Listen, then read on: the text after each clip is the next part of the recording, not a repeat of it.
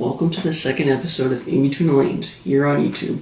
I'm your host Zerks, and if you're a fan of NASCAR like I am, this is the place for you. Let's get started, shall we? So our first topic of discussion in this episode was the Pro Invitational Series that took place last weekend, May 9th, at the legendary Wilkesboro Speedway in North Carolina. The last time NASCAR was down there was 1996, 24 years ago. Boys, it's been that long. The last winner of that race was none other than Jeff Gordon in that number 24 Rainbow Warrior car. And it's a short track, and there was no Team Penske, no Team Hendrick, so it was a small field this time. I thought it was pretty cool to see Dale Jr. and a group of other people, along with Steve Myers, who is a part of iRacing, come together and clean up that track for their iRacing purposes. And it was pretty cool to see it on TV because, you see like old advertising, just like American Pickers, great show by the way. You saw like a Pontiac advertisement. Pontiac was a part of NASCAR for years. Now they're out of business. You also saw a vintage scoreboard of where each pit car was in position. Nowadays, if you compare that, it's pretty much a radio tower that shows digitally where your favorite driver is at a certain point in the race. Fun fact, Dale Jr. and Steve Myers are at every single iRacing track. And if you watched this race, you saw the souvenir stand where Dale Jr. and Steve Myers were selling souvenirs. So that was pretty cool. The next thing I want to talk about with North Wilkesboro was that the main highlight of this race was Denny Hamlin had fresher tires and bumped past Christopher Bell for second towards the end of the race while Ross Chastain was the leader. Denny Hamlin also did the bump and run to Ross Chastain, and as a result he won the race, and Ross Chastain was not pleased with Denny Hamlin's actions, so he bumped him after the race. You gotta know that you're messing with a watermelon man, you're gonna have problems. The key moment of that race was just the overall idea of having throwback paint schemes. Now, as a result, I counted 8 cars. Jeff Gordon, Rainbow Warrior throwback. Timmy Hill, Phil Parsons throwback. Dale Earnhardt Jr., Lost Speedway throwback. Austin Dillon, Tyler Reddick, Dale Earnhardt throwback. Corey LaJoie might have had a throwback, I'm not too sure. J.J. Yaley had a throwback to Ken Schrader's Red Baron car. Bobby Labonte had his own throwback to when he had Interstate Batteries as a car. And that's about it. I got 7, maybe 8. Besides that, the remaining 25 or 26 drivers in the field had regular paint schemes. The one thing I wish would have been done is every single car had a certain paint scheme for a certain driver back in the day. Just like Darlington, the Southern 500 that occurs every September. I think that would have been cool to have all throwbacks and not just half throwback, half normal paint schemes. So it might throw a viewer off. It's like, it doesn't make sense. I'll give you an example. So Richard Petty, the king of NASCAR, 200 wins, Hall of Famer. So Bubba Wallace drives number 43, but he wasn't involved in the race. Like I said before, Hendrick and Penske weren't involved as well. So Bubba Wallace is in the 43. If he was in the race, he probably would have had a special paint scheme to Richard Petty, which made a lot of sense. Well-known driver, Hall of Fame. So that's my little spiel on North Wilkesboro. Now is the time that everybody has been waiting for. I'm here to give you the rundown of what's going to occur when NASCAR returns. All right, so the big story coming out is Ryan the Rocket Man Newman. He is the Rocket Man. I am proof he's the fast man. After that devastating accident at Daytona, missed 3 races. Ross Chastain, Watermelon Man, that's his nickname. I got proof of that. Was his replacement for 3 races. And during this iRacing event, specifically the Talladega race, Ryan Newman told Mike Joy, Jeff Gordon, Clint Boyer, and Larry McReynolds that once NASCAR returns to real racing, he's back in that number 6 Oscar Mayer Bacon Ford Mustang for Roush Fenway Racing. And other things to note, besides Ryan Newman returning, is that the Cup Series is coming back. Yes. The Cup Series is coming back May 17th. That's Sunday. Sunday. May 17th, 3:30 p.m. Eastern Standard Time. Be there. I'll be there. It'll be at Darlington Raceway in Darlington, South Carolina. It is also known as a Lady in Black. Also famous for the legendary Darlington line on every race car that hits the wall. Nice straight scratch up the sides. Nice image, isn't it? Now, there's going to be precautions once NASCAR returns to racing. These precautions include having team members and officials being, tested their temperature once they enter and exit the racetrack. It's important that team members wear masks. If not, they'll be fined $10,000 to $50,000. There's only going to be one reporter there. Regan Smith from NASCAR Race Hub and just NASCAR and Fox in general will be the lone reporter there. There's going to be a limit of people in Victory Lane, photos only.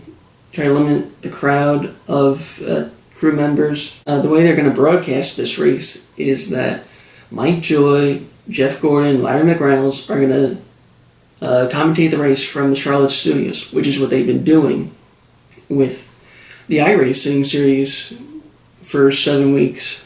We also know that there's obviously going to be no fans, so it's going to be a different experience for all the drivers.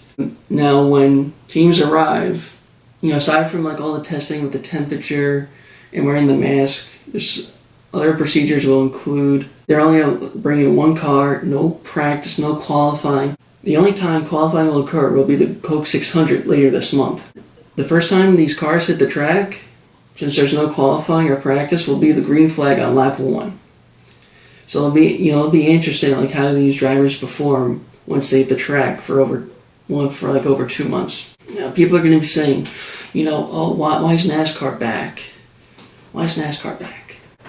Because the goal of NASCAR was to get all 36 races in.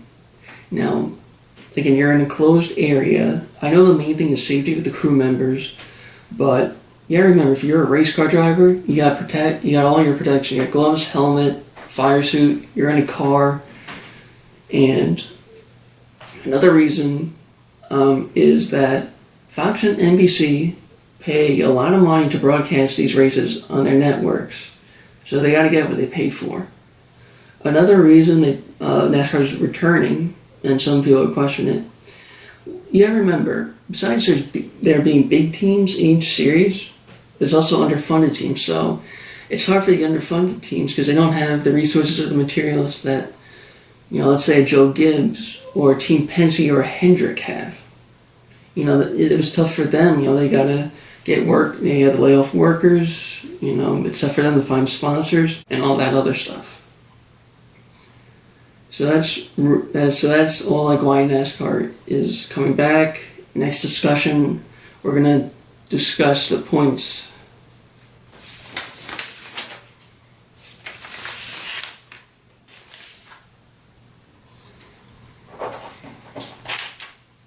Starting off in the Cup Series. So leading off with 2 wins is Joey Logano. He's in second place, 163 wins. Fourth place with 1 win and 138 points, Alex Bowman. More on him later. Denny Hamlin, 11th in points, 111 points overall, drives number 11. A non-winner is Kevin Harvick, who is in the lead with 164 points. Speaking of which, continuing before moving on to the Xfinity Series, we had breaking news today. Alex Bowman is staying at Hendrick Motorsports, driving the number 88 Chevy Camaro ZL1 1LE. So Alex Bowman was set to be a free agent this year. He had 2 wins under his belt for Mr. H. 2019 Chicagoland, 2020 Auto Club. So, I think it's a good signing for Rick Hendrick. He's got 3 young drivers with William Byron and Chase Elliott along with Alex Bowman. That could be a triple threat. We'll see as the season goes on. All right, so that's that. Moving on to the Xfinity Series. First place, 1 win. First career win, by the way, to Harrison Burton. Congratulations. First in points, 176. Second place, 173 points with 1 win at Las Vegas was Chase Briscoe. Fourth place, 1 win, 148 points, Brendan Jones. 1 win in 6th place with 143 points, Noah Gragson. Last but not least, the Truck Series. Alright, so only ran 2 races. Grant Enfinger with 1 win is in 7th place with 56 points. Top 3. Austin Hill, 82. Johnny Sauter, 73. Teammate Ben Rhodes in 3rd with 60. So that's all the points we got. Now I want to dedicate this final moment of this great show I have to kind of questions of what's been going on in the season. So my first question I want to ask, and if you have an opinion, let me know in that comment section down below. My first discussion topic is, what is going on with Joe Gibbs and Toyota, specifically the Cup Series? Denny the delivery guy Hamlin wins the Daytona 500. He wins 2 Pro Invitational races. It's funny how he won North Wilkesboro and Homestead, Miami, first and last. I guess you know what they say, when you're first, you're last. Oh! More on Joe Gibbs. What's going on with Martin Truex Jr.? He's had bad luck all year. Crash in Daytona 500. Crash at Phoenix. Just bad luck, as well as on pit road at Las Vegas. I think once the season gets started, he picks it up. Does he start off, a couple wins? Because he had 7 of 19 wins for Joe Gibbs last year. Out of a total of 36 races. Made it to the championship 4. Was 1 race away from winning a championship, and Kyle Busch took it. Moving on to Kyle Busch. Kyle Busch would say he's not having a start that Kyle Busch likes. Kyle Busch's song is "All I Do Is Win, Win, Win, no matter what." I do believe that when the season gets started, Kyle Busch will be on Kyle Busch mode all season long.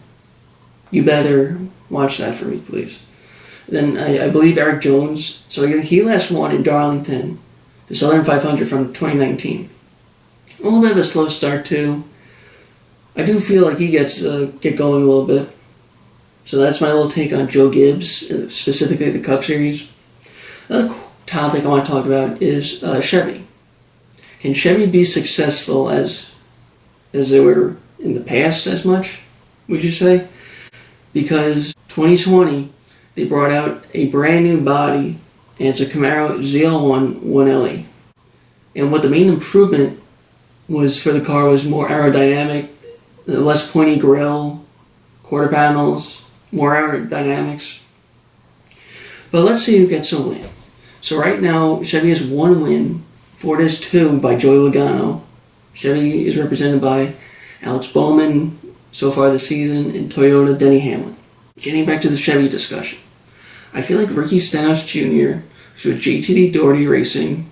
After several years of being at Roush Fenway, I do believe if he's on a super speedway like Talladega or Daytona, it's just time to shine. I do also feel like he gets more than 1 win, I would say. Does Jimmy Johnson in his final year racing, does he get a win? This farewell tour. I would also say, does William Byron his first career Cup Series win? He's proven it in the Truck Series, won a championship for Kyle Busch, won a championship for Dale Jr. in the Xfinity Series, took over the 24 after Jeff Gordon retired. I do believe he gets his win. But like I said, can he take what he does in iRacing to the next level in the real world? I'd say he gets it done, but it's not going to be easy. Maybe does Bubba Wallace. Bubba Wallace, does he get a win? His best finish was 2nd in the 2018 Daytona 500. It'd be pretty cool to see that a 43 car in victory lane. I also want to talk about, we're going to go head to Ford. I think a topic I want to talk about is, does Ryan Blaney get a win this year? He almost had it at Daytona between the Ryan Newman incident and the photo finish between him and Denny Hamlin. He's had speed all year. He's just had bad luck at racetracks. For instance, there was a late caution at Las Vegas, and Joey Logano was the leader at the time, and there was a miscommunication between him and Ryan Blaney on whether or not to pit. Ryan Blaney, Alex Bowman pit, big mistake, doesn't help them. Joey Logano wins. He could have also won at Auto Club, but towards the end he had a right rear tire go down. He's had, like I said, he's had speed. He's got the talent. I do believe he gets a win. So the last time he won was against Ryan Newman in the fall race of the 2019 Talladega race. That concludes another episode of In Between the Lanes. Check out my bio down below, where I'll have the upcoming race schedule. Also, let me know in the comments section down below, who do you want winning in tomorrow's Darlington race? Be sure to like, share, comment, and subscribe, and I'll see you in Victory Lane.